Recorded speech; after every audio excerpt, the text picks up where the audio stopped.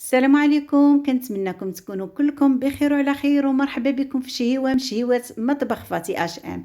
اليوم ان شاء الله غادي نحضر معكم تحليه او ديسير اللي غادي تحتاجوهم في هذا الشهر الكريم ان شاء الله. غادي تحتاجوها للفطور او للسحور، المهم كتجي رائعه وكتجي منعشه وكتجي مغذيه 100%. كيف ما كتشوفوا القوام ديالها كيجي غزال ما شاء الله، وكتجي لذيذه صدقوني حتى تجربوها وغادي تحكموا. المهم ما كنحتاجوش مكونات كثيره، مكوناتها موجوده في كل بيت وخاصه في هذا الشهر الكريم. على بركه الله.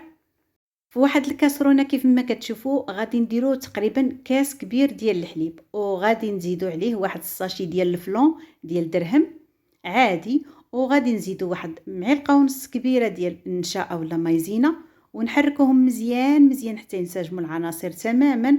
وغادي نزيدو عليهم جهد نص يطرو ديال الحليب، انا عندي هنايا يطرو تقريبا ديال العبار ديال الحليب العبار. غادي نزيد نص يطرو عيني ميزاني، وغادي ندير فيه السكر حسب الذوق، ونديرو فوق النار حتى يغلى.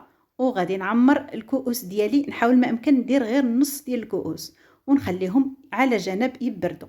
من بعد البنات عندي الفواكه، عندي هنايا الفريز مقطع، وعندي الكيوي مقطع، التفاح مقطع قطع صغيره صغيره بزاف. والفاكهه اللي عندكم يمكن لكم تستعملوها في هذا الدسير. وغادي بعد ما برد الفلون ديالي غادي نحاول ما امكن ندير الفاكهه اللي قطعتها كيف ما كتشوفوا عشوائيا، يعني الكميه اللي بغيتو تكثروا بغيتو تقلوا، دائما نتوما كتحكموا.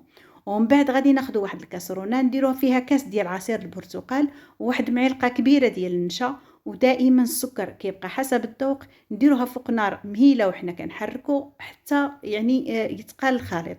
ودرنا معلقه ديال النشا على اساس باش يبقى الخليط كريمي كيف ما كتشوفوا، ونخويها على الفواكه ديالي اولا في الكؤوس ديالي كيف ما كتشوفوا، ونديرها في الثلاجه تقريبا على الاقل واحد الساعه ديال المكانه. من بعد البنات هذه هي التحليه ديالي واجده وجات لذيذه البنات وجات غزاله ما شاء الله. جا القوام ديالها يعني كريمي كيف ما قلت لكم. غادي تستعملوها ان شاء الله في هذا الشهر الكريم، غادي تعتمدوها في الفطور او لا في السحور، وبالصحه والراحه، والى اللقاء في فيديو قادم ان شاء الله.